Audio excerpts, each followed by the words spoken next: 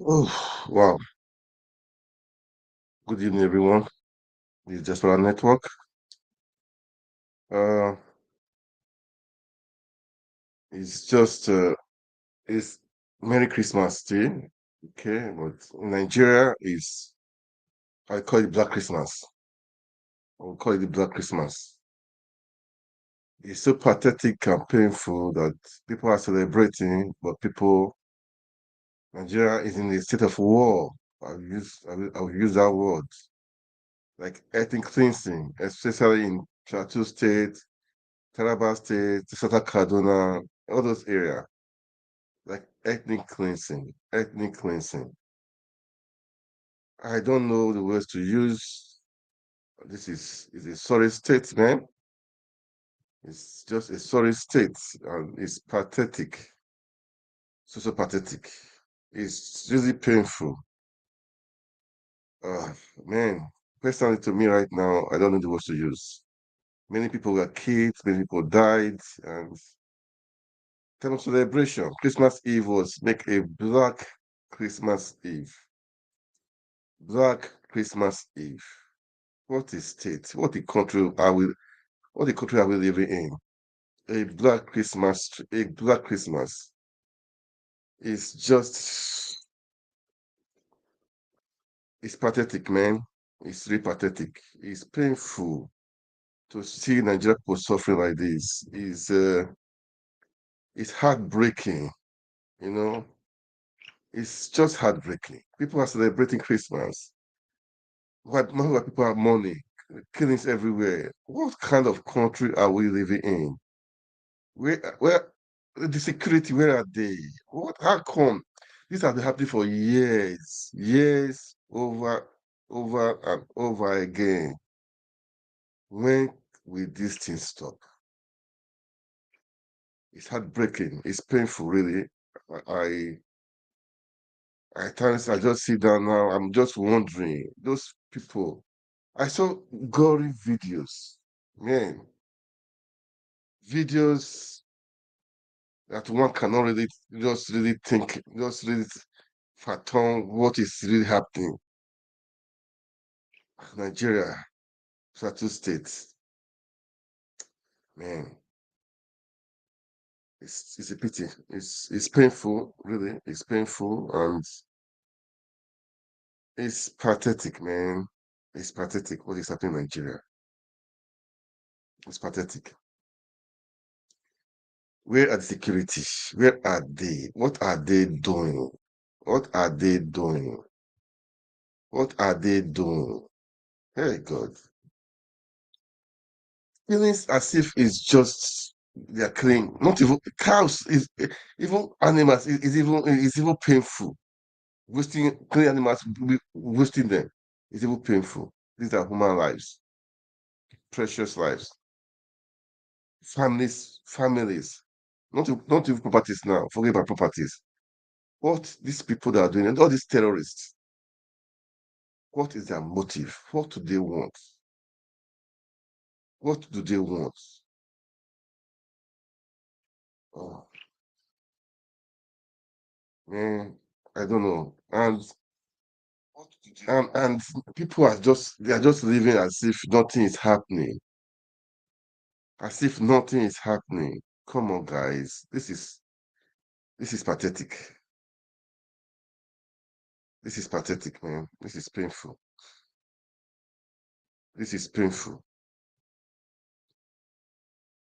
Man, I don't. I'm short of words, really. Seriously, I'm short of words right now. I'm just thinking, how did we get here? How did we get here? How did we get here? How? How did we get here? The painful situation, man. It's just a painful situation. And no one, the people, they're not even care. They don't even care. Killings and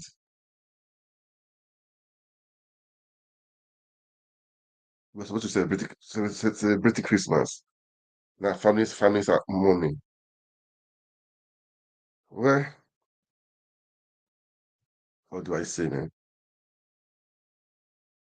it's just a pity, man. It's painful and a pity. It's just a pity that what is happening in Plateau State. The killings is not supposed to be. The people, what do they want? What do they want? That is a big question. The people that are killing, what do they want? What would be their gain? What would be their gain? Killing human beings, as if they're killing fowls, killing chickens. Ah, man, this is supposed to be time of celebration, but this is just not fair. This is evil. This is damn evil. Anyway, you know, I think each state or each community should just set up their own security stuff, man. You cannot be, don't be key, just like, don't listen to the government again. For me, each state should set up their own security stuff. Families, buy your own security stuff and secure your family, secure your loved ones. Each community, secure community. Each state, secure your state. You cannot allow people to just invade your community and start killing, and you guys just allowed it. Secure yourself, family, secure your family. Secure your family, secure yourself. We don't need to wait for government again. There is no need. There is just no need. These things have been happening over and over. People will go there and and pay condolence visits, and that is all. Not nobody will brought a book. That is all. So why? So everybody should just, I mean, defend yourself, defend your family, defend your community, defend your local government, defend your state.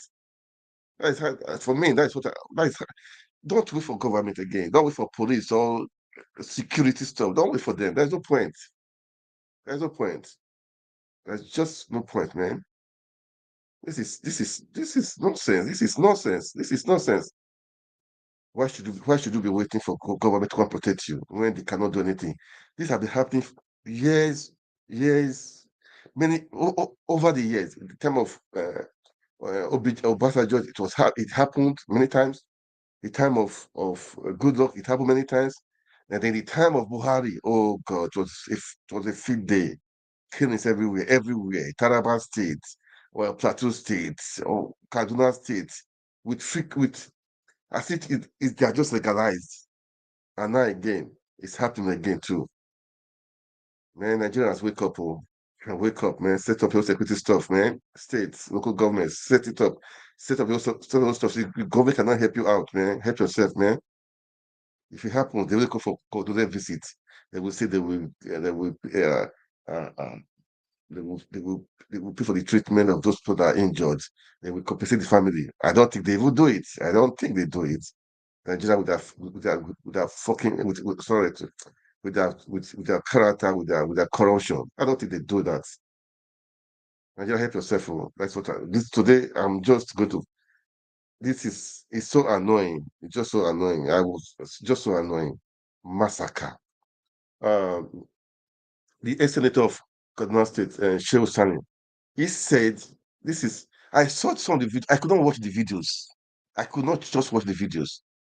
He was able to watch the videos. He said, "This is the worst attack he has ever seen." You see children on the back of their mother. The mother will be killed. Their father killed. Oh God, this sorry state, man. If you watch the video, I could not watch it seriously. I could not just watch it because I watched part of it. I'll be closing one of my eyes, be watching it. No, no, it's painful. Horrible videos, inhuman videos, inhuman. A human being cannot do this one. That person must be possessed. Those people that did it, they must be possessed. Not if I say demon is too small. They are possessed with devils. They are devils incarnate. Those people that did it, devils incarnate. They are devils incarnate. Race communities, and this is happen not just hours, so over time, long time. I had days. Where are the security? And you spend billions of dollars in security. Then what are they doing? What are they doing? This is annoying. This is annoying. the governor of the state, of also all the governors in that area, in Taraba State, Plateau State, all those areas, take care of yourself, take care of your citizen. You are the chief security officer of your state. If you want to set up security stuff, set it up and protect, because you are the chief security of your state. And buy arms for them to protect your communities. Enough is enough. Forget SUVs people are buying for lawmakers, SUV here, SUV here. Protect your people. SUV for what? SUV for what? Protect your people. Spend those money you are spending on SUVs. Spend it on security. Spend it on security. Governors in that area, set up security stuff in your local government, in your communities, in your street. Set it up. Be ready. Be vigilant. I haven't heard those. I used to go interview today. They even know the people. They know them. At times they will say, okay, let's go for settlement. They know some of. So that means this can be tackled. It can be tackled if you know the people are doing it, or the hoodlums. No, not hoodlums now. Not bandits. These are terrorists. They're not bandits. They're not bandits. These are terrorists that are doing all this stuff, man. Can be communities just raise it up. Raise community. Ah, and today I saw governors and the VP triple to Lagos to go and see Tinubu. When there is war in your country, there is war in the neighborhood, there is war in Plateau State. This is war. Even even in war, people don't die like this. Even in war, in, if you go to Ukraine and Russia, they'll be fighting for so long that how many casualties are the civilians there? Can you name it? Are they up to these people that died in Ukraine and Russia that have been fighting?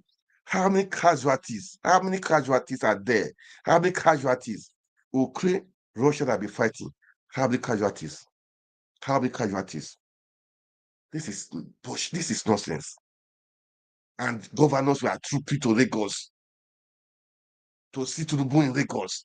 When there is war, when there is war in your backyard, this is war. This is ethnic cleansing. Ethnic cleansing.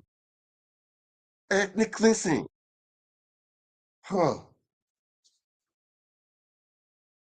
Nigerians are celebrating. They don't care because it didn't happen to your father or to your mother or to your relations. We should not be like this. We should not be thinking like this. We should not be thinking like this because it didn't happen to you. That means I don't care. This is just the character of Nigerians. I don't care. This is it didn't happen to the person I know. Nigerians are like people, even if it happened to their mother, to their wife, or their father, or their mother, or their husband, or their children. After 1 week, 1 month, they forget it. They'll still move on.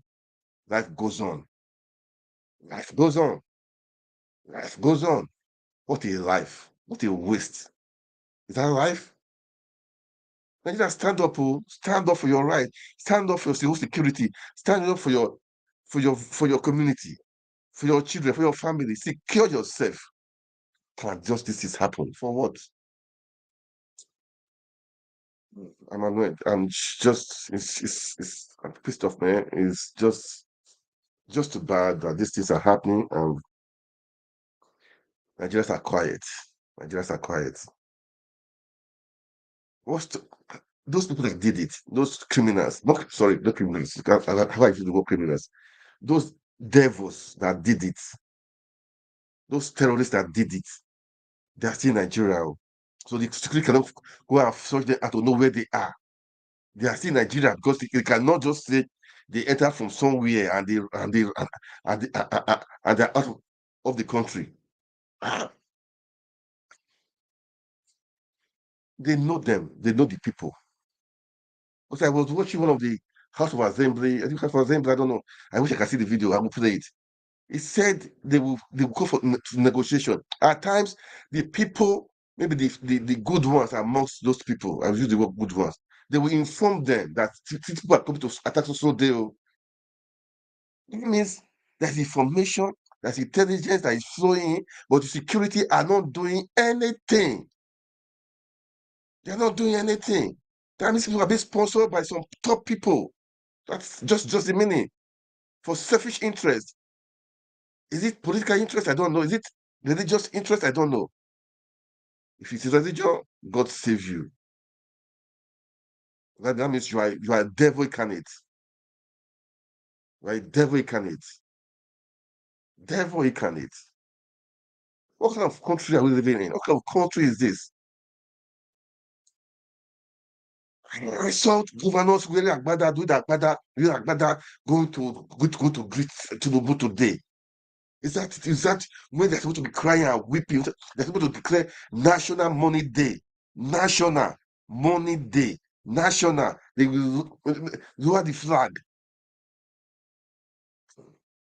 We're wearing agbada to go to Lagos to go and be greeting somebody. Shameless politicians, shameless governors, beggars. Beggars. You don't care about your people, about the masses, selfish interest, political interest. Man, no, Tiweda Juma has said it before. I have two videos. Let me stop talking too much, man. Let me just this is painful, man. This is painful. It's painful. It's painful. It's I paining me, man. warned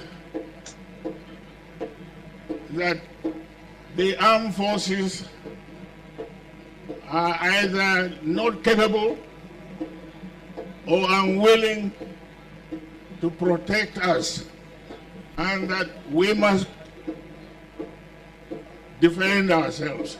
Yeah. Yes.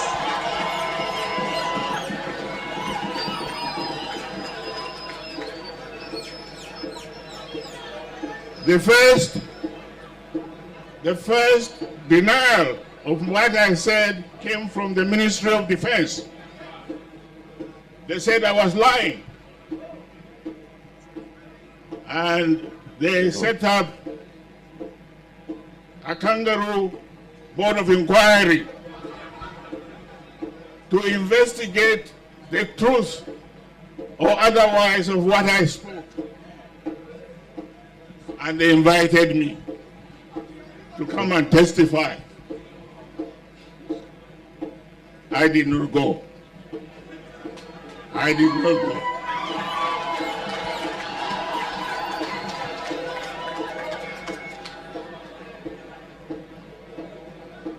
They wrote that report which said that I was only speculating, that there was no evidence. And now there is evidence. The whole country now is being run and overrun.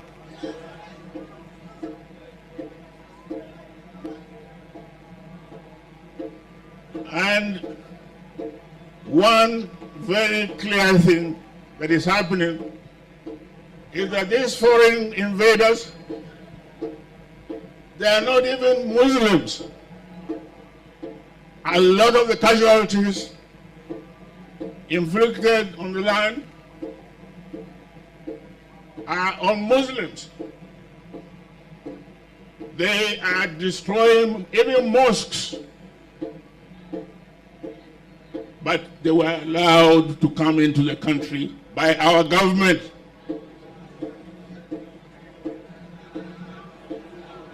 Now, as a soldier, my training teaches me that the best defense is attack.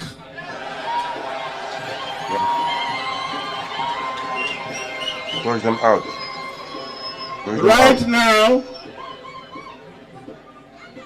Right now, we are all sitting ducks. These people are armed to the teeth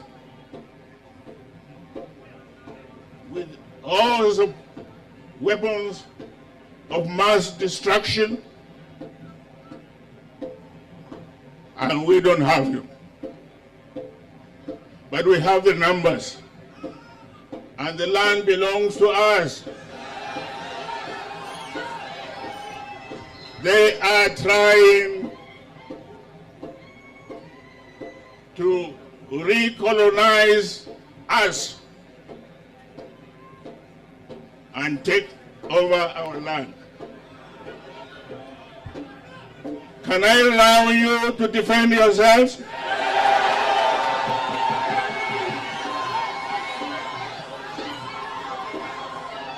Your Majesty, you heard what they've said. You must then unite our people. A lot of the attacks that I got was from our people. They said I told them to defend themselves. I didn't give them arms. I will not give you arms. Find out how these people who have it got it.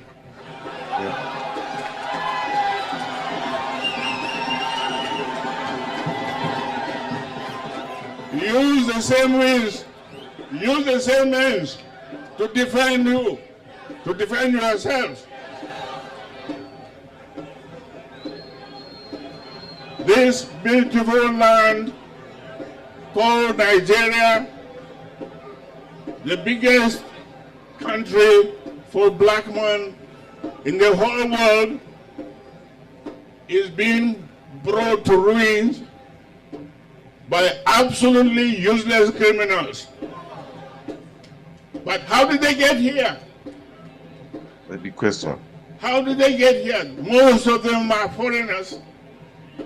Of course, we know there are collaborators among them. Some of them may be even here.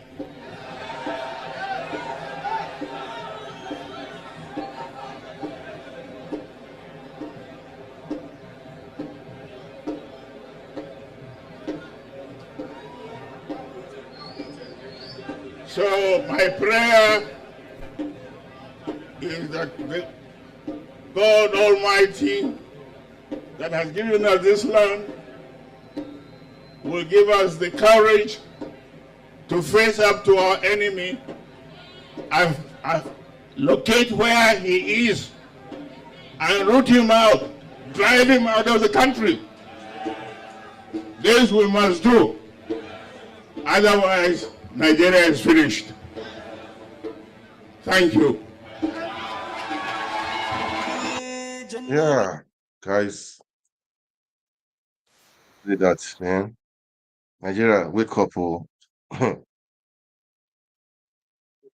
forget, forget, wake up. Fight the battle by yourself, oh. Fight is a war. Fight it by yourself. Wake up. Fight it by yourself. Fight it by yourself. Fight it by yourself. That is what I have to say. Oh. Fight it by yourself. Because if you start waiting for the government, over the years now, there have been killings upon killings, killing upon killings. They come there, they pay they just say they will do this, do that, do that, do that, and that is all. Talk, but no action. The boy is in your hands, guys. The boy is in your hands, guys. Wake up. Wake up. Enough is enough of these killings. You guys know where they are, where they live. I even heard some people, the of them are in some schools. And you, what are the security? They have the info. They know where these people, they know where they are hanging out. They know. Even the Nigeria. Oh no, no, no. Where this government do something, man. That's what I will say. Because if you are talking of having people to come to your country to investors in your country, who will come to your country when the country is like this, killings everywhere? Who will do it? Investors will not come. We should be smart. We should be smart. We want people to want to move out people from poverty, create jobs. How we create jobs when there is insecurity? How we create jobs? Investors, how will they come? We should be smart. This is the first thing we should do first. Security first. When you secure the country, then investors will see the potential of that country. They will start trying and try to move in. Then you, government, will now try to settle things to make sure everywhere is conducive. People talk of power, electricity, people talk of good road, because talk of so infrastructure that will, and that will make enabling environment for investors to come in. No security. You want to go and be fixing who will come in? Who will invest? Even those in the diaspora, Nigerians, they are scared of going to Nigeria because of insecurity, banditry everywhere, kidnapping, and those stuff. And you are calling for investors. Who will come? Who will come? How will the economy grow? Economy will going down. Economy will going down. And how will you make it happen? Should be smart enough to know that security first in anywhere. Security first. When you secure your country, then the investor will see the climate. Okay, the security right now. Maybe the power sector is not going well. Okay, the government will be fixing that power sector, the infrastructure, the road system, the health sector. Then the economy will open up. We have investors, they can create jobs for opportunity for people. People will, if you have a job, you'll be doing this stuff. When you have a job, your mind at least will be at rest. Okay, now I have a job. At the end of the month, or I will earn some money. I can take care of my wife, my children, or I can get married, or I can do this. I can do. Your mind will be busy. You will have the time. I don't mind of doing nonsense, speaking nonsense. Wait, no job. The graduates, no job. Nobody has got a job. Your mind will be full of things of evil. And meanwhile, you see politicians driving SUVs, buying cars for their girlfriends and all those stuff. What do you think the young guys will do? Although even those in the village, what do you think they will do? What do you think they will do? Come on, guys. We should be smart. We should be smart. The government should be smart to know what the first things first is security. First things first is security. If your country is not secured, forget it. No investor will come there. All the investors in Nigeria, they are all leaving the country. They've been leaving for some time ago anyway. They've been leaving. The few we had, they're still leaving because of some left because of insecurity, some left because of, uh, because of the system, because of the economy, no power, nothing. So you think you can go outside the country, waste our taxpayers' money, you think you want to woo investors to the country. Even Nigerians are scared of going to Nigeria. Let alone to invest there. To go and visit, not even to invest now. I have some people, they go to Nigeria, they invested money, but they are regretting. One told me that he had about 2, 3 hotels, but the money he spent in buying diesel every day is more that he cannot cope. People try to go to Nigeria in small something in fashion, this, that. Before you know it, they spend money on diesel and so many things. There's no gain, no profit. You manage to go to Nigeria, have about $1 million to invest, you go there, and then after 1 year, 2 years, you are look for to borrow. Who would not, then these are Nigerians, so then how will investors, foreigners come and invest? You must be joking, you must be dreaming, you must be joking, man. You must be a big joker. First things first, man, security first. All these things you guys are doing, the nation is not secured, and you think people will come there and do and invest? Come on. Well, this is painful, man. This is just painful for those guys that got. It's just painful. It's a pity, and it's painful. Absolutely painful. Painful. Because not to celebrating, but you can imagine now, families, they are mourning. Anyway, let's just, I want to arise with analysis, I will find the video of that honorable guy. I know they had interview with the governor, with other people, and the governor. I saw one video. He was even he did.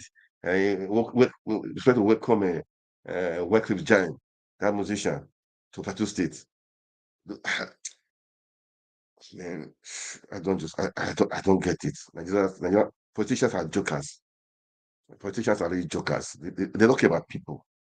I don't even think they even feel it right now because of what I don't think they feel it because if they feel it, this is a war. This is war. This is ethnic cleansing.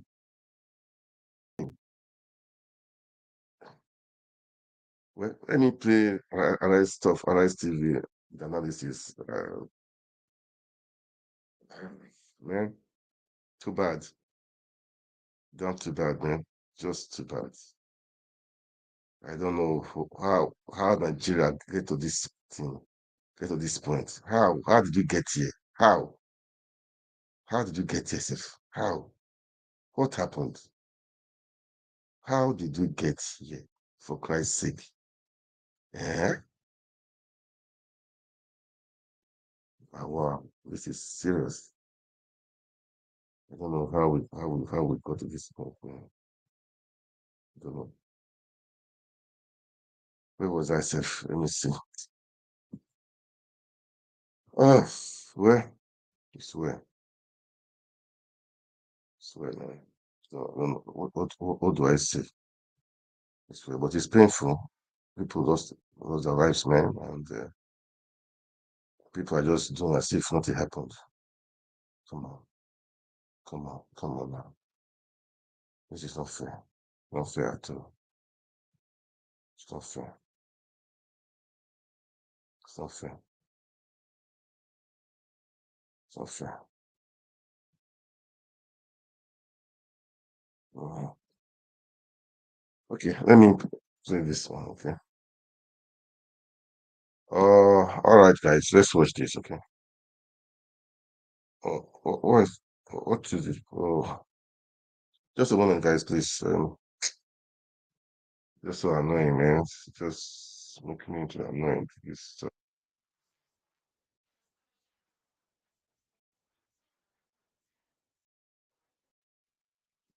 is this is this is heartbreaking. This is heartbreaking. This is heartbreaking. Oh God.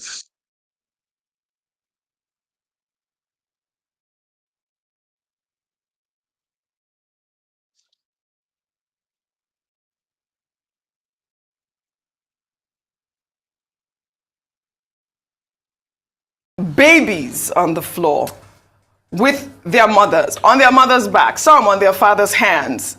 Horrendous. Their parents dead. All right. Well, let's begin what's trending by taking reactions to the tragic incident that occurred in Plateau State. It was Black Christmas for many, as no fewer than 100 persons were killed by terrorists in fresh attacks on several communities in Bokos and Baki local government areas of the state. The tragic incident unfolded on Saturday, extending into Christmas Eve. Casting a shadow over the festive season, the terrorists burnt down houses in no fewer than 20 different communities, sparing no one, including babies, as the casualty count continues to rise, with security forces, local vigilantes, and hunters recovering more bodies. The Plateau State Governor, Khaled Mutfwang, expressed dismay, describing the attack as unprovoked. He further appealed to those perpetrating the attacks to stop, as they have nothing to gain. It is sad that within the last 2 days, we have lost innocent people as a result of incessant attacks in parts of Mambu and Bokos, local government areas. As a matter of fact, my own intelligence is putting it at not less than 50 people. Let me say enough is enough. We cannot continue this senseless, stupid, unprovoked attacks. It is totally uncalled for and it is needless. I want to appeal to the conscience of the sponsors of these attacks that they do not stand to gain anything from this. But let me assure them that the spirits of the people of Plateau State will not be broken. Well, all right, the governor here, who you both spoke with earlier, has appealed to the conscience of those who are sponsoring the attacks. But Dr. Abati, I believe I heard you earlier say that this has been going on for years, since 2009. I was having a conversation this weekend with my colleagues, and, you know, I talked about the fact that there is war in some parts of Nigeria. And I also raised the fact that there's been killings in Plateau State. You know, we went back and forth to describe what war means. Let me just read it out. what war means. A state of armed conflict between different countries or different groups within a country, or different groups within a country. You use the term bandits, Dr. Abati. I want to use the term terrorists because this is what has been approved. These people are not bandits, they are terrorists. Let me take some tweets. This is from Pastor Okezie. When will there be lasting peace in Plateau State, Nigeria? Image 1. During President Olusegun Obasanjo's tenure, more than 200 innocent souls were massacred in a single night. Image 2.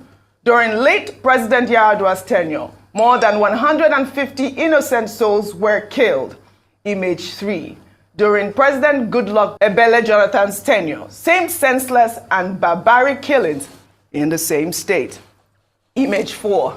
Former President Muhammadu Buhari's tenure wasn't spared in the wanton and senseless massacre. It went further to write, Dear President Bola Ahmed Tinubu, the recent wanton killing of innocent souls shouldn't be swept under the carpet, like in other presidents' tenure.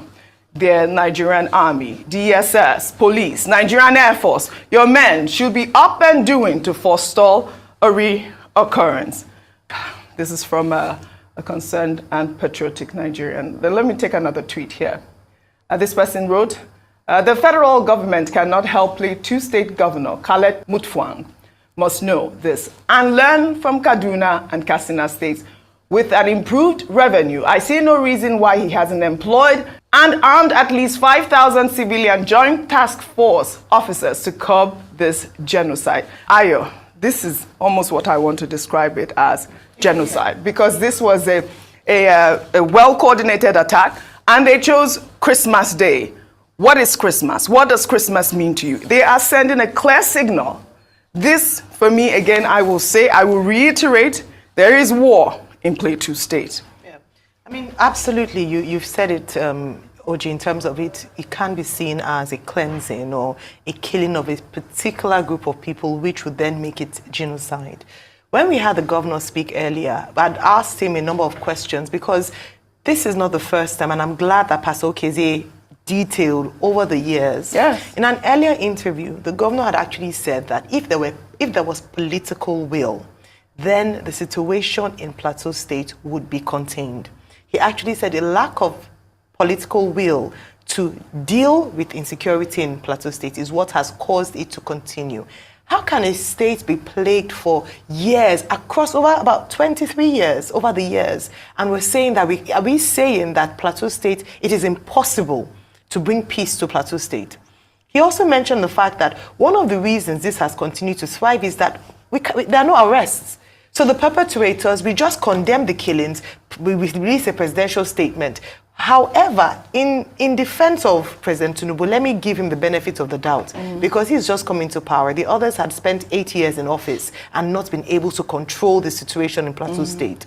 He has said as part of his 8-point agenda that he was going to deal decisively with the issue of insecurity. Unfortunately, in Jigawa State, there were also issues beyond Plateau State. But Plateau State has been a hotbed of farmer-herder clashes, ethno-religious clashes. So there has to be a solution to this.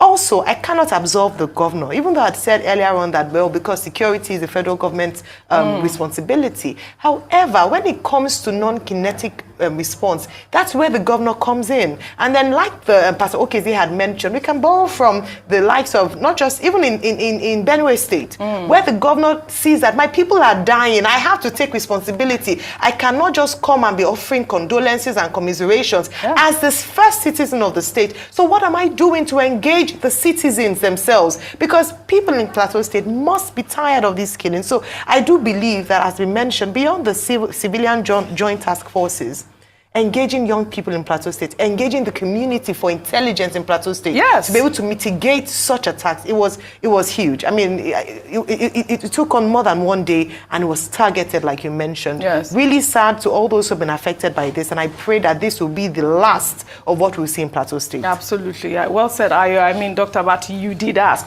what were they doing? Over how many hours?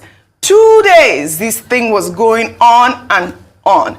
Houses were razed. It is impossible that these people keep, I mean, What happened there? They dropped the ball here. They dropped the ball here. And if we're not screaming, Dr. Abati, nobody will. Yeah. This has to stop. Well, the key point to be made is that, look, under our laws, the key responsibility of government is to ensure the security and the welfare of the people. Chapter 2, Section 14. Now, what the tweet from Pastor Okezie pointed out is simply that over the years, since even the return to democratic rule, the Nigerian state has continued to fail the Nigerian people. If you cannot secure them, either in the central part of Nigeria, either in Plateau State or in southern Kaduna or in the southern part of the country or in the northeastern corridor of the country, it means that the state is failing the people. And many people die in Nigeria for no reason at all. None. They go to bed at night by morning, a whole family has been wiped out, a whole community has been wiped out. And you are right. For 2 days, over 20 communities, over 150 persons killed, where the governor put it at least over 100.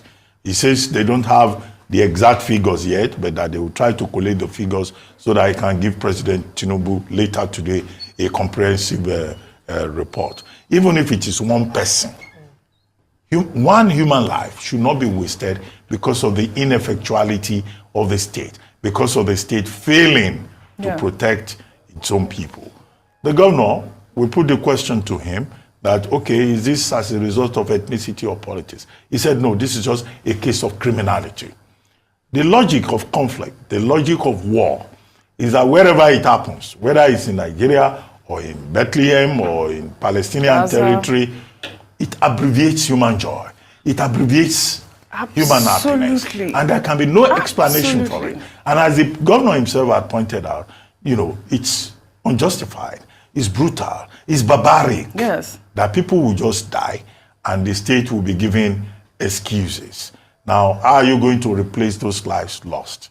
As one of your tweets said, when are we going to have peace? Not just in Plateau, but across Nigeria. This is the dilemma that we face. Yes. And one of the major priorities for the present administration and for governments, even at the subnational level, is to ensure that Nigerians live in peace. Non-Nigerians also living in our borders can feel secure. Yes. As I pointed out, this is a government that is looking for investment.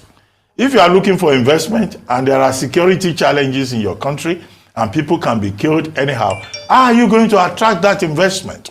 Although there are some people who push the specious argument that even when there is danger in Nigeria, there is insecurity, that investors will come. Well, maybe the investors that come will be those portfolio fly-by-night investors. But if you are looking for real long-term investment, then of course you have to, first of all, fulfill the constitutional obligation of ensuring the security and welfare of the people. The governor of Plateau State has said they will adopt proactive measures, kinetic and non-kinetic. Now, these phrases are very easy to mouth. The impact, the meaning of it will be measured in terms of Nigerian people feeling safe in this territory called Nigeria. Yes, I mean, the other day there was the army dropped a bomb in Kaduna State on civilians. I mean, well, you know, in the meantime, the Chief of Army Staff, General Torid Lagbaja, celebrated Christmas with troops of Operation Hadarin Daji at the Army Barracks in Sokoto State. The general said the leadership of the Nigerian Army has designed many measures to encourage troops in the field as he saluted the gallantry, unwavering dedication, and sacrifice they make to ensure the peace and stability of the nation. Seen in Sokoto and from the disposition of the troops, I'm more than confident that the troops will continue to perform at optimal level and even improve on their level of efficiency and deliverables to the state. So in a short while from now, I expect You've heard them, okay? You've heard the analysis. This is bad. This is painful. It's painful. Very, very painful. Very very, very painful. People are finding some celebrate Christmas, but now they are burying the dead. This is uncalled for. It's shameful, barbaric act. There's a war in Nigeria, man. If you know that, as I've said, states, governors, communities set up a security system. This is what I will say. Stop waiting for the federal government. They don't stop waiting for them. Set up your own security stuff, man. And protect your family, protect your community, protect your land, protect your people, protect your ancestry inheritance. Protect it. Because over the years, many years now, killings upon killings, promises upon promises, but nothing is being done. Nothing has been done.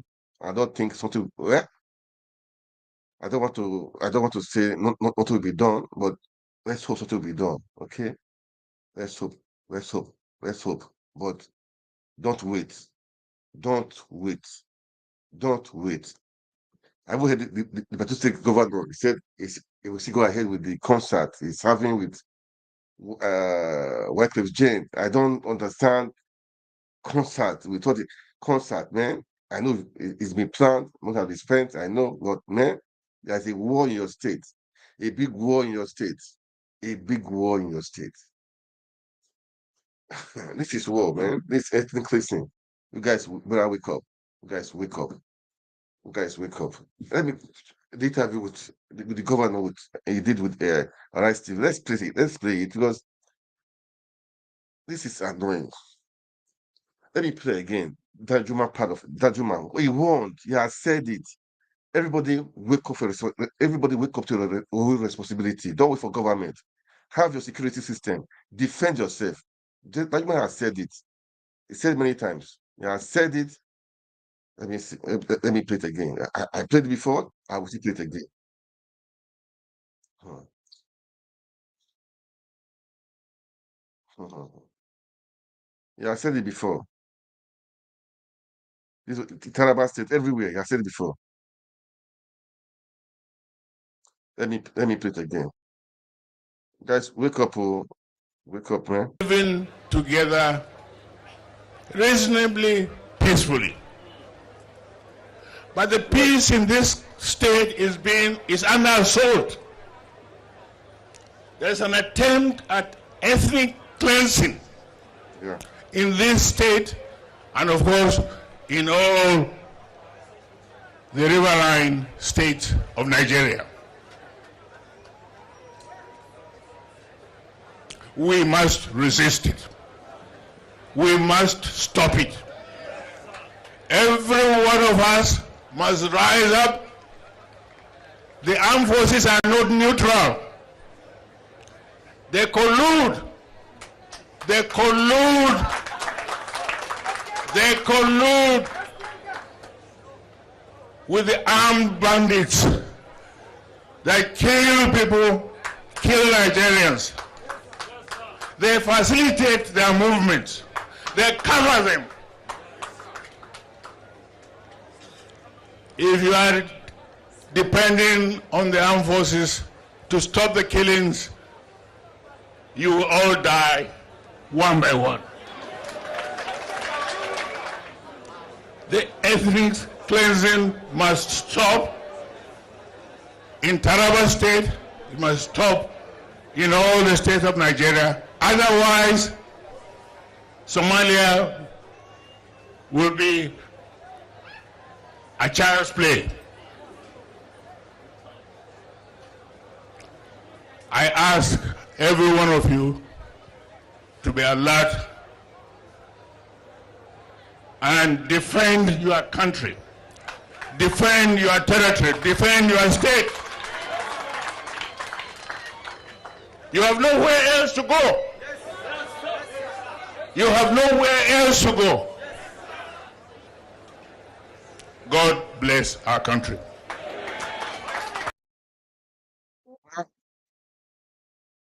It's correct. Defend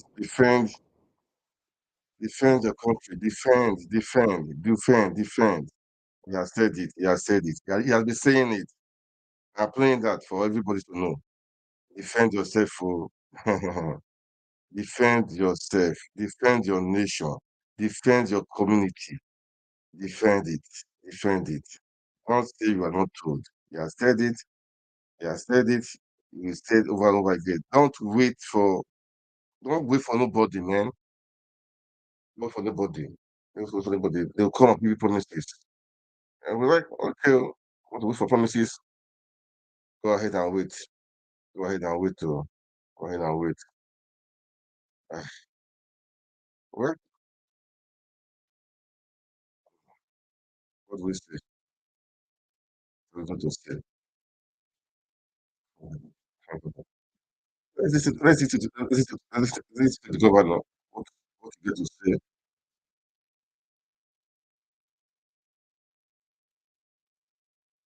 The chief of defense staff, the inspector general of police, they all came over to the scene of the crisis on the plateau.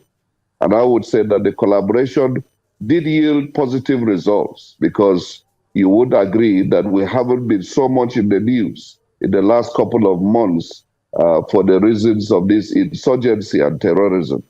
Unfortunately, while we were preparing for Christmas, these terrorists, these criminals descended on our people again in various communities. I regret to inform you that as at this morning, we probably have had a harvest of deaths in excess of 100. We have buried not less than 15 people in Mangu local government, and in Bokos, it's 100 and still counting, minus those who are missing that we cannot account for at the moment. Also, not less than 17 communities have been completely burned down, and those who survived are presently in IDP, in the temporary IDP camp, particularly in Bokos. And it's been a great tragedy. What have we done to be able to get to this point before this current crisis? We resorted to both kinetic and non-kinetic strategies. For the non-kinetic, we got into a lot of community engagements, trying to unravel remote and immediate causes of the crisis. We've been able to sit down at various levels with community leaders, and that worked. It worked to a large extent because they saw our sincerity. They saw our determination to change the narrative, that we didn't just come to have these discussions as usual, just for political correctness. We were able to get to some of the issues that really touch and affect people. But I must say that this recent action has nothing to do with farmers' herders clash, has nothing to do with religion. This is pure criminality. This is pure terrorism. This is just gruesome murder, on the eve of a revered day of remembrance. It's quite unfortunate, but we will continue these engagements and also explore other ways by which we can be able to bring the situation under control. All right, well, thank you very much, Governor Mutwang, and thanks for joining us on the show again. My commiserations as well to you on what has been termed a Black Christmas in your state. I'm glad you talk about the fact that you've, kinetic and non-kinetic efforts have been made to tackle these, these attacks. However, one question that's risen is what happened with Operation Safe Haven and security agencies' response over the last few days? One would have expected that when the attacks started on the 23rd, it would have been arrested or at least curtailed before it spilled over into the next day, and it would have prevented such a number of losses of lives. What could be the explanation from the security agencies, from your point of view, with regards to this seeming lapse? I think while there may be seeming lapse, I think the way these particular attacks were coordinated was meant to really be on a monumental scale. At a point, we had distress calls from not less than 36 communities. And even though the Imagine, reinforcements, assist some of the communities. reinforcements came a bit late. We certainly, the responses were able to push back these terrorists. That what we are having now, as bad as it is, we can even say is damage limitation. And so there are many reasons for the slow response of security agencies. Part is the channel of dissemination, part is the terrain from which these distress calls are coming. And, sometimes when you have achieved relative peace, it's natural that you can relax. And so these terrorists looked for ungoverned areas where the security deployment was a bit light or absent. And that was where they started these attacks from. And before we could be able to get the reinforcements to the right places, a lot of damage had been done. I want to be very honest that the GOC particularly, who commands both the 3rd Armored Division and the STF, I think with the kind of support he has had from the Army headquarters, he's been up and doing and making sure that the forces on ground do their job diligently. But again, we're humans. You can expect that from time to time, there could be some bit of lapses here and there. But the magnitude of these attacks, the scale on which they were planned, from the intelligence available to us, I think they were only able to achieve probably less than 20% of their intended mission. Well, but Governor, in terms of the casualty figures, we've been having conflicting figures. You were quoted as saying about 50 people were killed. The Guardian UK, which I quoted earlier on this program, says 130 people killed, 300 injured. Daily Trust newspaper Nigeria says 150 persons were killed, hundreds were injured. Now, from reports available to you, can we have some certainty as to the number of persons that were killed, the number of persons that were injured in the 25 affected communities, the number of houses that were touched, and if you could take us through the kind of support that your government or the federal government has been providing to help the injured, to help people who are in distress, to help people whose houses have been touched by these bandits. Thank you, Dr. Abati. At the moment, it's difficult to give you exact figures because the attacks were on until probably 10 p.m. last night. And so we are just trying to take statistics now. Quite a number of people are missing. So it will be better we wait and give you accurate figures probably much later in the day. But what I can tell you for sure, the figure of 50 I gave was yesterday when I was addressing a function of the Nigerian Army. But as at this morning, I can confidently tell you that not less than 100 people have been killed in Bokos local government alone. At least 15 people have been buried in Mangu local government as a day before yesterday. In Barkiladi, we are still taking stock. And so at the moment, it's difficult to give you exact figures. But what I can promise you and promise Nigerians, that we will be able to give you accurate figures when we have taken full stock. There will be nothing to hide. We'll be able to tell you exactly what has happened. And in terms of what are we doing to be able to give some succor to these victims. Already we have started. Quite a number of people are in hospital, including soldiers that have been wounded. We are taking responsibility to ensure that they do not lack any medical assistance.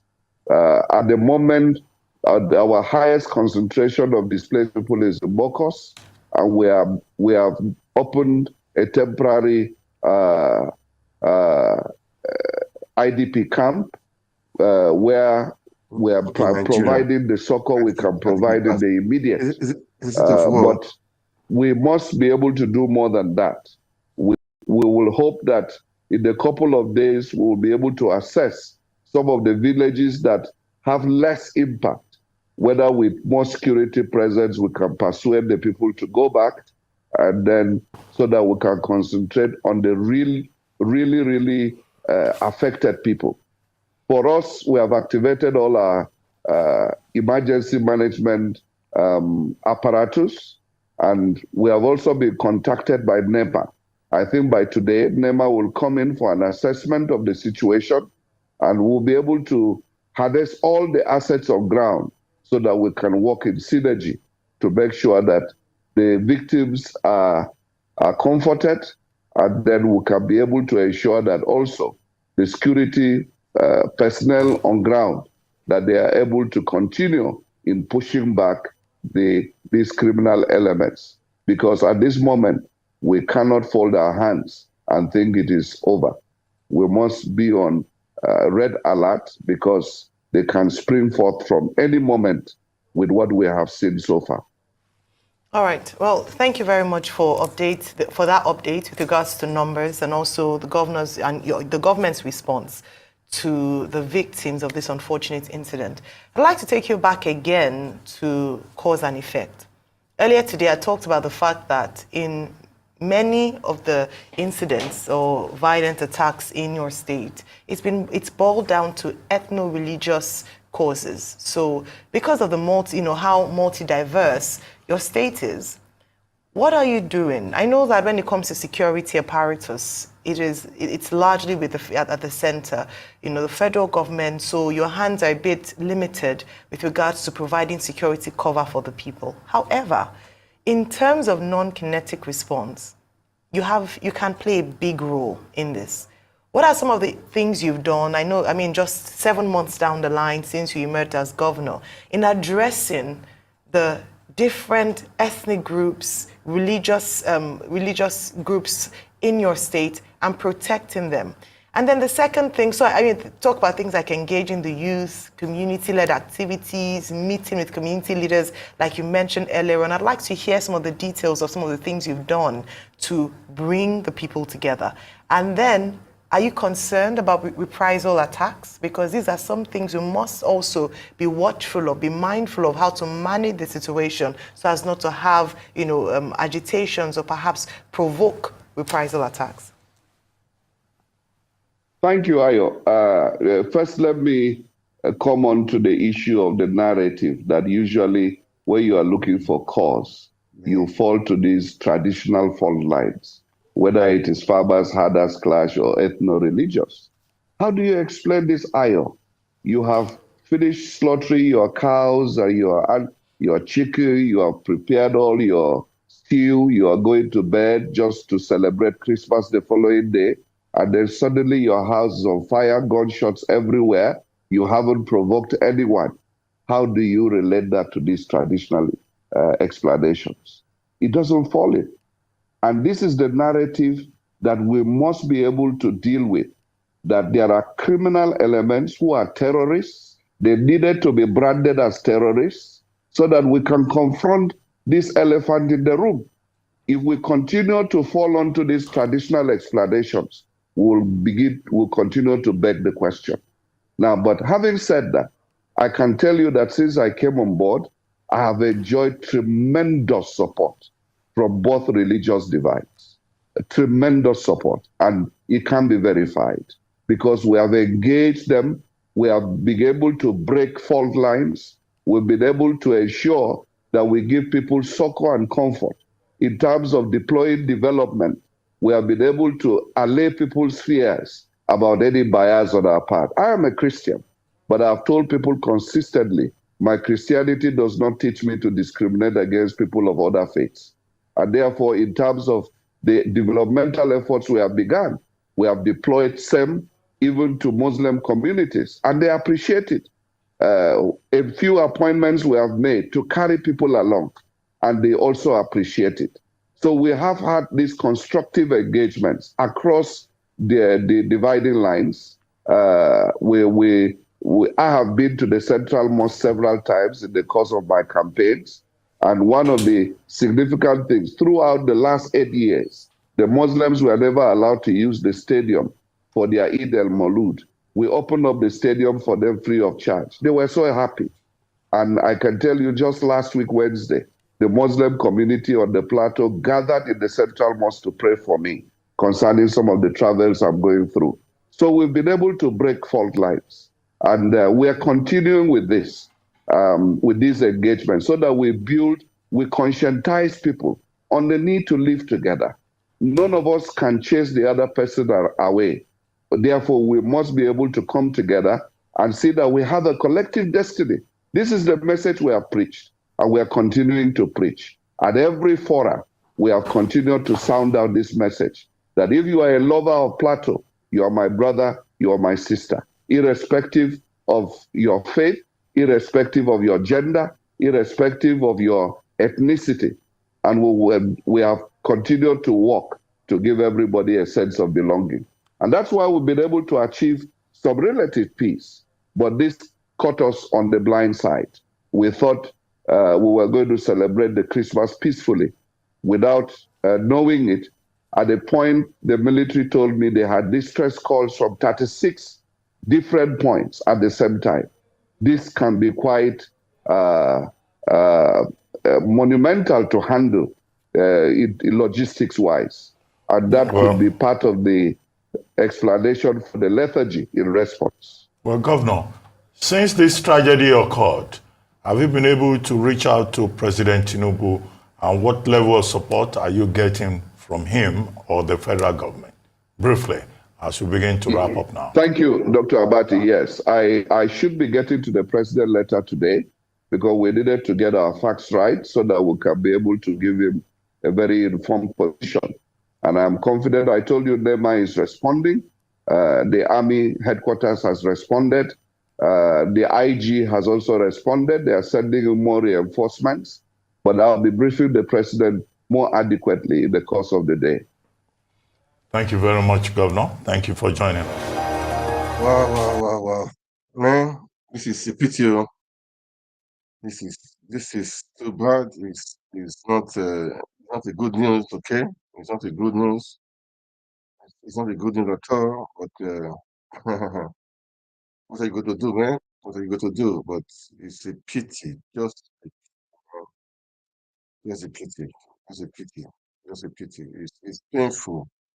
It's a shame for Nigeria to experience this. The security has been despite what all the money they've been voting for them for years. That whole plateau, Benue State, Kaduna, has always been hotspot, which is not good. Which is not good. Anyway, what do we say? What do we say, man? It's a pity. Just a pity, man. Just a pity. Those that's rest in peace. Rest in peace. These are families and so many things. This is not good, man. Not good. But all the same, pray that to rest in peace, man. Okay. Well, anyway, uh, let me. There is a. I wanted to. There is one I want to play. Okay? Uh,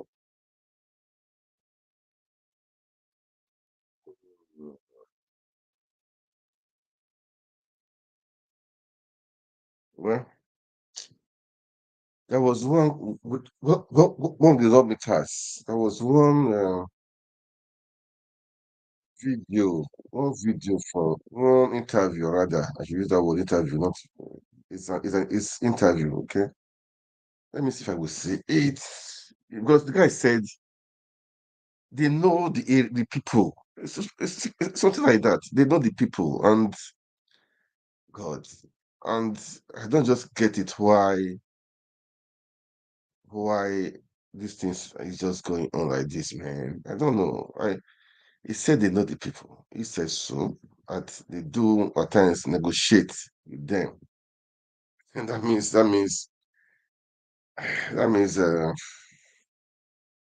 well, if I don't say it's no problem, Jerry, there's no big deal, but this is painful and a shame.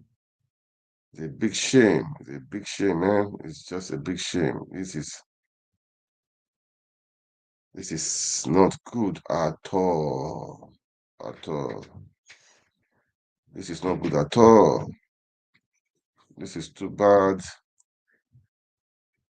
Man, this is damn too bad. Okay. Anyway, I'm sure we'll see it anyway. If I see it, I play it. But before I go today, I'm just going to talk. I will still talk about it to Fubara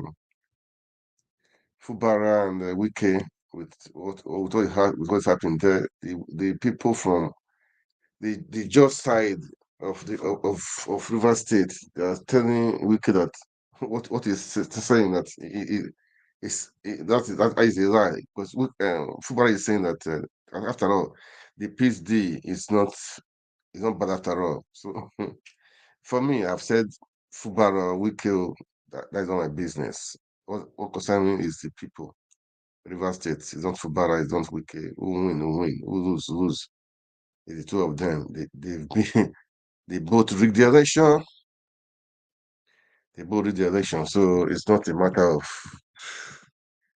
I don't really care. That is not really the issue. I mean, I don't really care about them. Okay. I don't really care about them. I don't really care about them. Okay. But it's the people I care about. They said no price is too big for peace. Which price? Like he knows they all have both of them have secrets. Both Tinubu, I mean, we care him, so I don't really care. I don't. That is not. Let them fight. Who win? Win. Who want to lose? That is only the issue. Just this plateau state of a thing is so disappointing, man. So disappointing. But anyway, oh man, I wanted to play this guy. I know I saw it. I know I saw it somewhere, but it's okay if I don't see it. No problem. Okay. Let's go back to Fubara and Wiki. Let's watch. Let's play part of it, okay? And let's play part of it. Let's some time. Let's just spend some time with them. Let's play it. All right, guys. Let's watch Fubara and Wiki.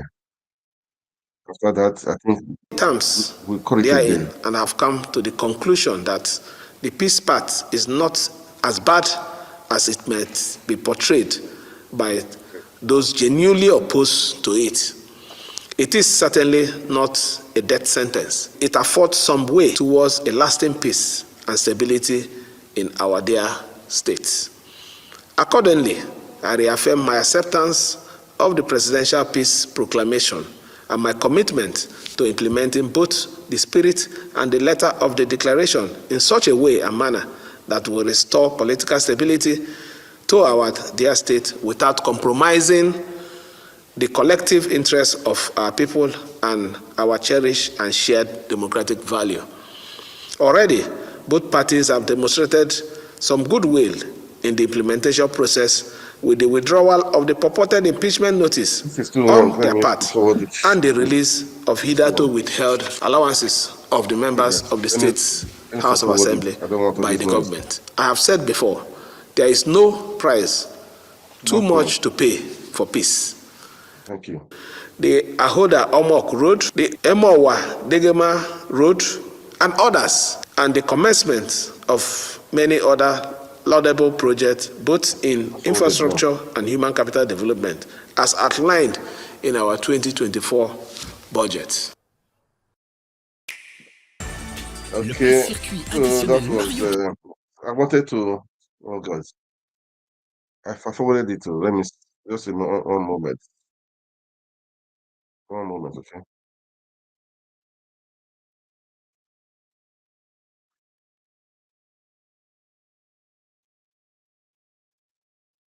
One moment, guys.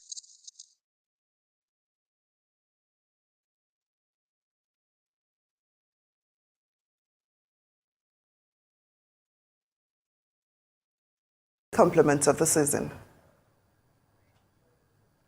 Thank you, and compliments as well. Now, what are your thoughts on Governor Fubara's Christmas message, especially regarding the peace deal, which he says is not a death sentence? Well, that's a welcome development. He didn't have many options. He should have made this speech much earlier.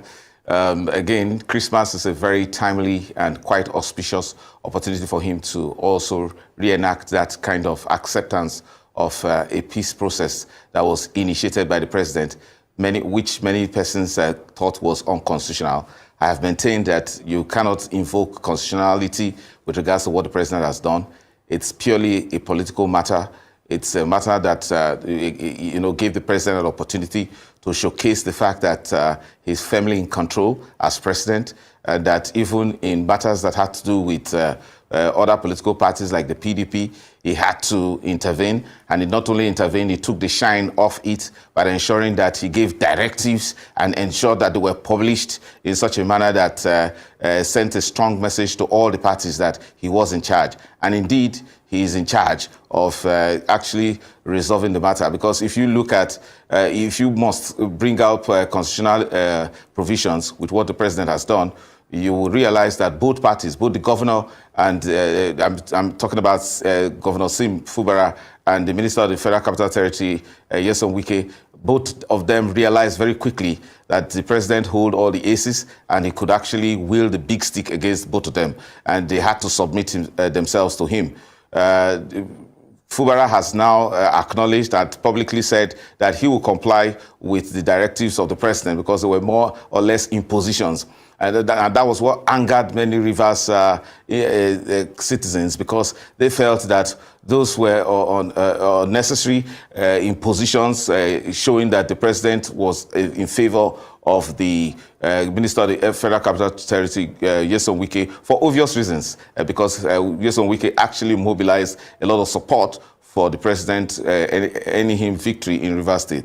The same person, Nyesom Wike, is a benefactor of Governor Sim Fubara, and I've maintained from the beginning that Governor Fubara could have done better than this by, could have done better by not allowing the crisis to snowball into the point where the president had to intervene in that manner and allowing that the coveted democratic structure in terms of the River State House of Assembly was first burnt and then inexplicably demolished. All of these were tending to a direction where the president could have invoked his powers under Section 305, subsection 1, paragraph D, where he could have simply, without even allowing the crisis to snowball into a major conflict, by declaring a state of emergency and then having the governor suspended for a period of 6 months, subject to the approval of the National Assembly. All of those the president could have done, but he didn't do that. And so Governor Sim Fubara saw the handwriting on the wall, that the president, knowing that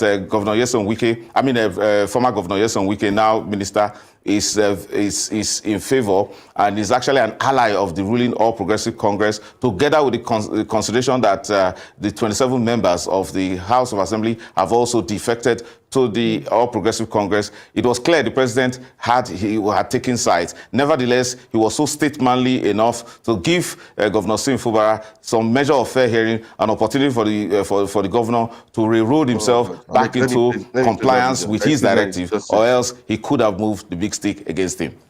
And you're right, the tension did come very close to the brink there. Luckily, things have been... Okay.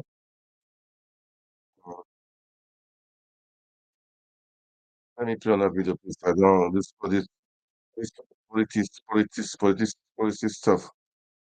Okay.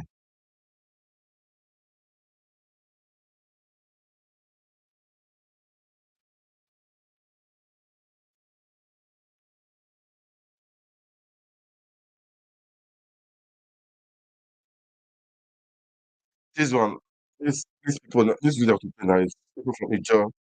They are telling Fubara that what he's saying that they don't agree with him also. I will just play a few minutes of it. Okay, Which is today, let's see to them. 21st December 2023, in Ogutao here, after a very interactive session of the issues involved, the meeting resolved as follows. We condemned in very strong terms the recent attempt to impeach the executive governor of Rivers State, Sir Sinadaye Joseph Fubara, GSS, the governor of Rivers State, barely 6 months in office without any cogent and verifiable reasons that constitute gross misconduct by the governor. We condemned the bombing and burning of the adult chambers of the Rivers State House of Assembly, the attack on the person of the governor by some security personnel on Monday, 30th October 2023, and other acts of impunity and madness, which portends great danger to the peace and security of the state. We commend our amiable governor, Sir Sinadaye Joseph Fubara, GSS, the governor of Rivers State, for his matured approach in handling the deliberate and provocable actions of enemies of the state in the conflict crisis in Rivers State. We commend the governor for his prompt action in the renovation of the entire assembly complex.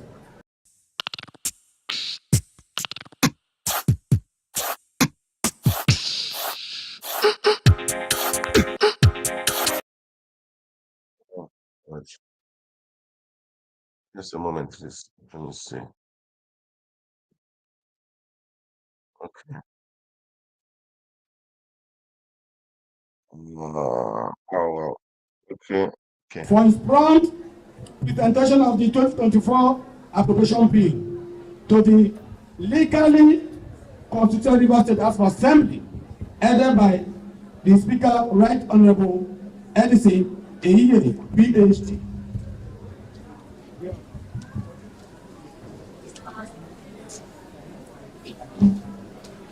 We commend the Speaker, Right Honorable Edison Eyiye, PhD, and the members of Rivers State House of Assembly for their subsequent deliberations and prompt passage of the bill. We also commend the governor for promptly signing the bill into law, which is a clear indication of interest in the welfare of the people of the Rivers State. We commend the Speaker and his colleagues for complying with the provisions of the Constitution in declaring vacant the seat of the 25 lawmakers who recently defected to All Progressive Congress, APC. In line with Section 109, Sub 1G of the Constitution 1999, as amended, says that a member of a House of Assembly shall vacate his seat in the House if he, being a person whose election to the House of Assembly was sponsored by a political party and he becomes a member of another political party before the expiration of the period for which that person was elected, provided there is no division in the political party that sponsored him. Having become non-members of the Rivers State House of Assembly, we call on the governor to immediately eject them from the Assembly residential quarters because they are no longer members of the Rivers State House of Assembly.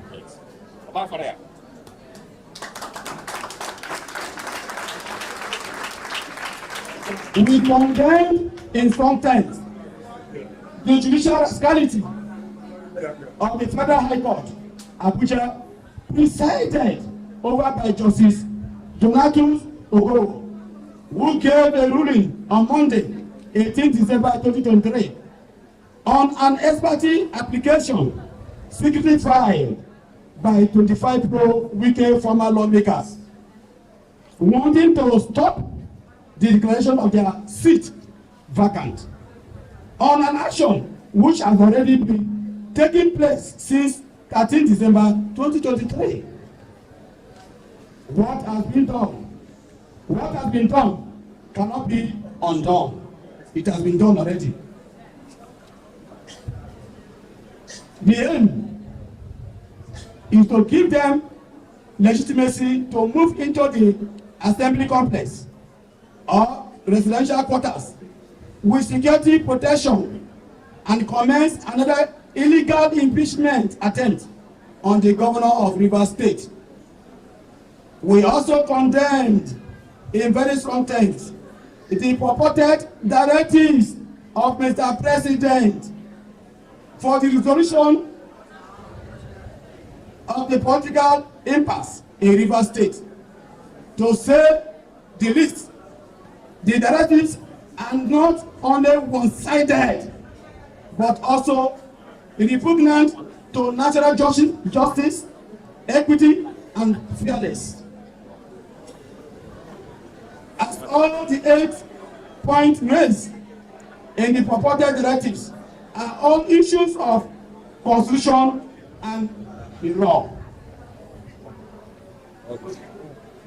and have all been addressed in the competent court of law. Therefore, we urge everybody not to take the so-called directives seriously, as they do not have the face of law, but mere witches of one man, Chief Joseph Wike. We call on all well-meaning citizens of Rivers State to rise up, be vigilant, salvage the soul of Rivers State by resisting the tyranny of one man, Rivers State, and never a conquered people.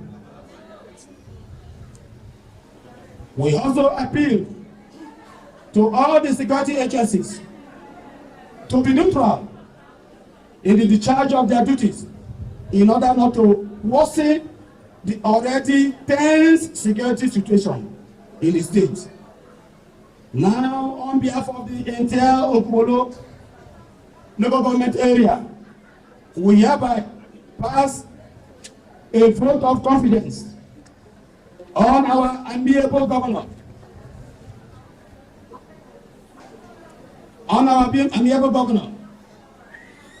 Your Excellency, Sir Sinyalaye Joseph Obara, GSS, for not losing focus despite various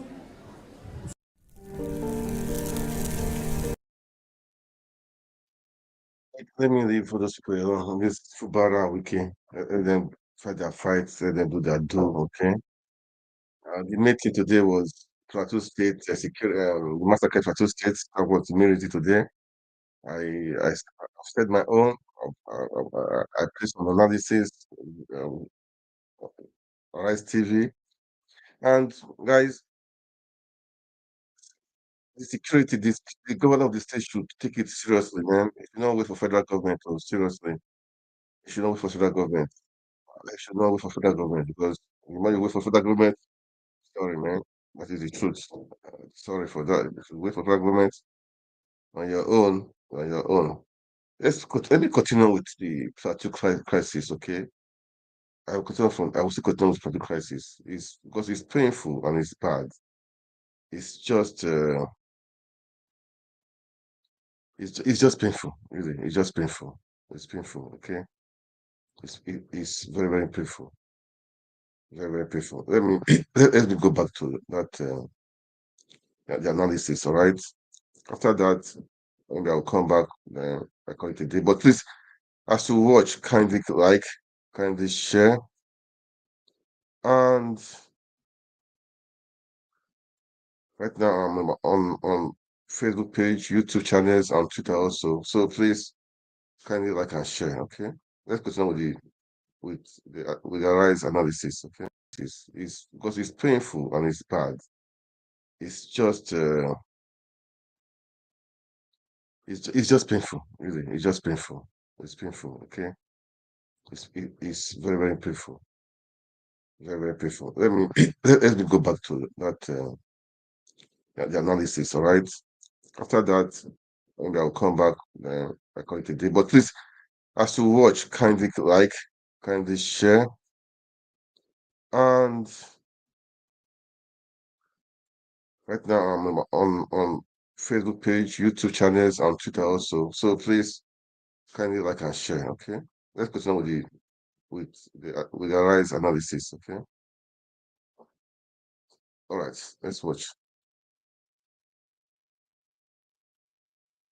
Let's watch. State on civilians. I mean, well, in the meantime, the Chief of Army Staff, General Torid Lagbaja, celebrated Christmas with troops of Operation Hadarin Daji at the Army Barracks in Sokoto State. The general said the leadership of the Nigerian Army has designed many measures to encourage troops in the field as he saluted. Without any let or hindrance, without any harassment from criminal. Church Zaria in Kaduna State on Monday. The Islamic group described it as a move to strengthen religious harmony and unity between religious groups. The leader of the Shiite group, Professor Isa Hassan Michel Garu, said the group acknowledged Christmas as a day for festivities, friendliness, and unity, adding that joining Christians faithfuls as they mark Christmas was meant to renew hope for unity among Muslims, Christians, and other religions. Congratulations to this group. I mean, they have been apparently visiting, churches during Christmas. They've been doing this for a while, but this is what we need to see. Yes. The other day we talked about the Kaduna State governor. So he's led by example. Visiting, and attending the Christmas carol. It's nice to see that type of interaction. And these are little solutions that can really help dissolve this type of war. These groups coming together, to join hands. And also, I believe the Kaduna State governor had empowered about 7,000 vigilantes. If you recall, that other Twitter user said the Plateau State governor should also do that, because these are the people that know, they have the intelligence, they know what's going on. These vigilante groups can also help. Well, all right, we'll take another story. The immediate past Minister of Humanitarian Affairs, Disaster Management and Social Development, Sadia Umar Farouk, has reacted to media reports linking her to an alleged money laundering. Guys, that is it, all right? I think I will call it a day for today. There was one I wanted to watch, of course, to see, but I don't think I will play that now, okay? Anyway, it's been a great time. I mean, sharing this news with everyone. Please kindly like, share. Let's make Nigeria great again, okay? There was one I saw. Anyway, there was one I saw. I wanted to share about to talk about it, okay? But I may not play that one today, okay? But everything is River State. Do you know these are people are suffering. This guy, Kogi State Governor, he was selling SUVs to SUVs to lawmakers, wasting money.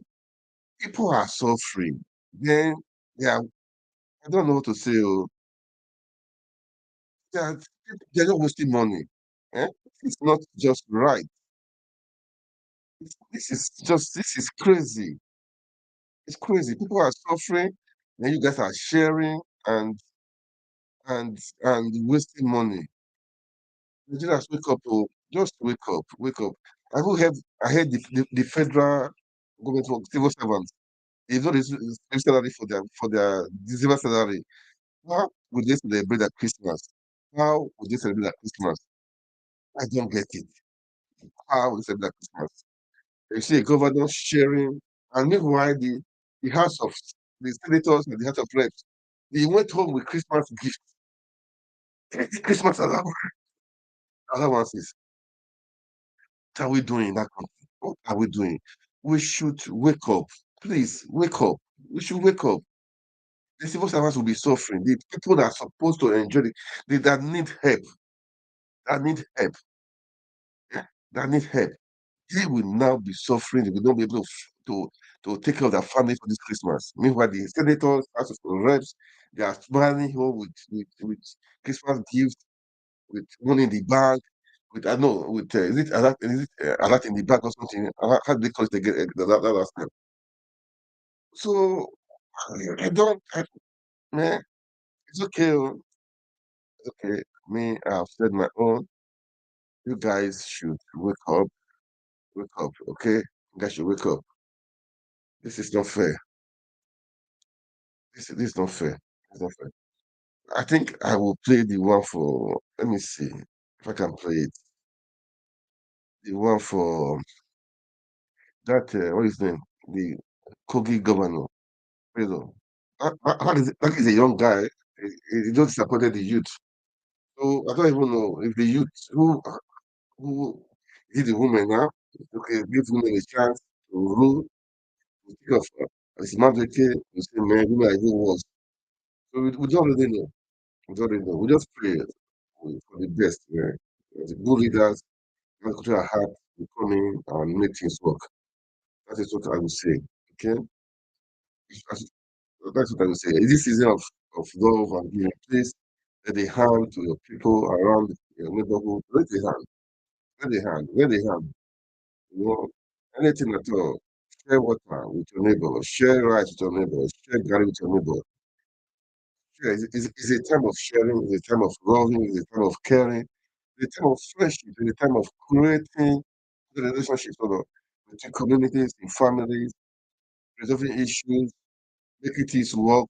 You know, that's how it is. So we should not. We should. We should make things work. Okay, we can make things work. All right. We can make things work. So that's it. That's it. Yeah, that's it. That's it. Okay. So let me show the the Yaya Bello stuff. Yaya Bello. Okay. And maybe after that, I'll call it a day. Okay. But this is the spirit. This is the time of giving, the time of sharing, the time of loving, the time to make this happen. Merry Christmas to everyone, despite what happened in Plateau State. All obedience, non-obedience, all those in diaspora, we should keep on the faith. We are entering a new year, and what is our plan? What do we need to do? How can we change things? How can we move forward? What are the strategy, man? Because most of the people they've lost their hope. They go back to their ways. They say no need for forbidden movement, no need for this. No, but thank God, I think about a week ago, His Excellency came out to reassure that he's into it. He's not going to let people down, despite the threat from people. I know there have been threat upon threat, but I thank God for him. He's a man of steadfastness. He's a man of when he believes on the mission, he carries it out. It doesn't look back. So we believe it will be. We know that we have a great country, a better country. That's for sure. Nothing can stop us. Nothing can stop us. We take our country back. All these people all these killings will stop. All this nonsense will stop. We can bring security to the nation. And when there's security, investors will come in. When investors come in, everything will lighten up. The economy will lighten up. Everything will open up, and people will have jobs, and there will be hope again. It's a long war. Seriously, you will be happy to be president tomorrow. Now, man, you got work to do, work to do. But the truth is that if the head is good, at least it will help with the other part of the body. But if the head is not good, man, it's going to be tough. It's going to be really tough. It's going to be really tough. Okay, that is what we're saying. Peter Obi, we can make it happen. Okay, we should not give in. We should not give up. A better Nigeria is possible. A Nigeria of our dreams is possible. We can make it happen. We can make it happen. We can make it happen. Let's share love. This is the time of love. This is the time of forgiveness. The time to strategize personally, family, business wise, in the nation building. It's time to strategize and know what we need to do. You know, how did it not happen? What happened that it made them to happen? You know, so all the loopholes, how do we block it? You know, all these politicians are regulation. What do we do? And the next chairman is still there. We should not allow that to happen. Why should it be there? Because people complain about him, and he's still there, and people are not talking. They're not speaking. All the elections have been happening since after the February election. It's still is the one still in charge. We should not allow that to happen because we complain that this is the NX stole the election. I mean, so why should you allow the bent of being in that position? So how can we move forward like that? How can we move forward? How can we make the change? These are things we need to think about, man. No, there must be change. There must be a change. There must be a real change. A real change. Enough is enough. We should not be scared. We should not give in. We should not give up. We should not be coward to just take everything they tell us to do. We should not. We should not. Please, guys, wake up. Let's wake up. What do? We need to flush the system. We need to rearrange the system for all this is especially INEC, especially INEC, lawmakers in House of Assembly, in Senate, in, in Senate in the National Assembly. Which guys should be speaking up right now? It's time for you guys to plan what we need to do, the laws we need to change. You know, the INEC power is too much. If it's too much, what we need to do? At least those even the power of the executive, the judiciary they should be independent. They are dancing to the even the National Assembly should be independent, but that's the tone of the executive.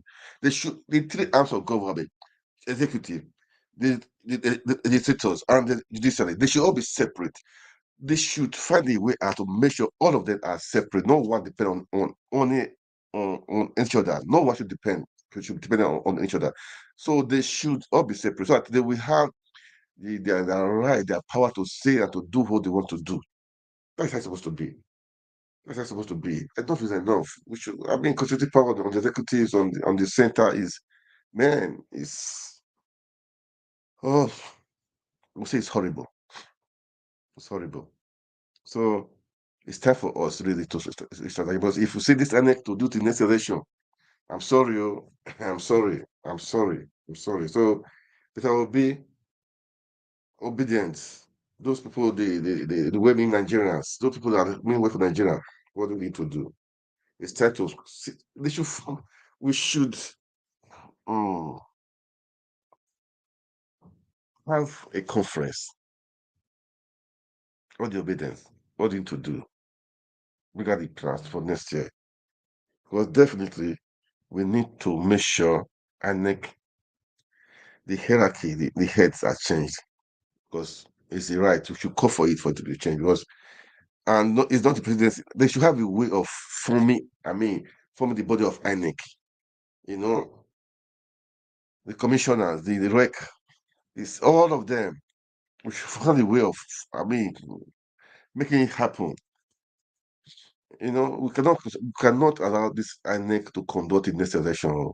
If you try it, that's all the effort of the obedience, all the effort of the web Nigerians, all the effort of people of Nigerians will be wasted. Will be wasted. Will be wasted. And we don't want to waste time. Time is precious, man. We don't want to waste time. Time is money. Time is precious. A minute is precious. 2 minutes is precious. Everything counts. So we don't want to waste time. So enough is enough of talk. You should have a conference, all the obedient, all the bodies, diaspora, those in diaspora, in the UK, in the EU, in the America, in the Asia, all of you come out. Then those in Nigeria, all the bodies, they should come out and let's have a conference, let's have a common goal. Let's start from somewhere. What do we need to do? What the government need to do? All those in the assembly need to start speaking up, and the ANEC must be changed. That's number one priority for me. That's number one. ANEC must be changed. We cannot do another politics, do another election when those people are there. No, no, no. And there's so many other issues, man. PW has said he's done the opposition. Yes, good. Good criticism, good opposition, good criticism, constructive criticism to the government of the day. That's how it's supposed to be. Good criticism. I mean, we should not just support anything. Or say nay, or say nay. No. When it's bad, we say it's bad. When it's good, we say it's good. We should be forefront right now. I'm just saying this now to tell people, everybody that's hearing me, okay? We should all sit up and make this happen. Enough is enough. It's our country too. It's our country. And let me play the last video of people are suffering. This guy sharing SUVs to wasting money. The money safe. I'm sure it's borrowed though. I'm sure it's borrowed. It's not state-owned. It's a borrowed money. Borrow for consumption. This is what Tabiha was supposed to say during the campaign. No borrow for consumption again. When you borrow, you make to produce things so that you can pay back and have interest, and you have your own, have enough. They're just borrowing to consume. How will you pay back the debt? Leave the debt for the unborn. Yeah. Anyway, it's annoying. It's annoying. Giving excuse to judges, to lawmakers. Anyway, okay. What do I say? What do I say? Damn too bad. That's what I would say. Damn too bad. Just watch the sharing of the national cake. Could give national cake to the lawmakers and the judges. Do they deserve it? Some people have been in the house. I don't think they've even entertained a bill. How many bills they pass? Even the bill, well, are they being used? Nigeria is like a comedy, man. Pray for our country. Let's listen to them. Let's listen to what they are going to say. How they share the money, share the Just tolerance, whatever may be the faith. Absolutely. Well, shall we take our final story, Ayo? Okay. This is in Kogi State, the spirit of giving, right? The governor of Kogi State, Yaya Bello, over the weekend presented 40 SUVs and Hilux vans to lawmakers and judges at a ceremony in Lokoja, the state's capital. The governor also presented 25 ambulances to all local government areas of the state and some tertiary institutions, as well as firefighting vans to the state's fire service. Well, during the ceremony, the governor thanked his party members for their support and assured the people of Kogi State that his administration will continue to offer the necessary intervention that would improve the well-being of the people. We are sponsored by a political party, the All Progressives Congress. And even those political parties that did not, the opposition party even work for APC, not so. For the wonderful job you guys have done. And it is because party sponsored us and we are here. So we are going to hand over to the party and the speaker so that they will appropriately give it to the deserving assembly member. Thank you very much. Congratulations.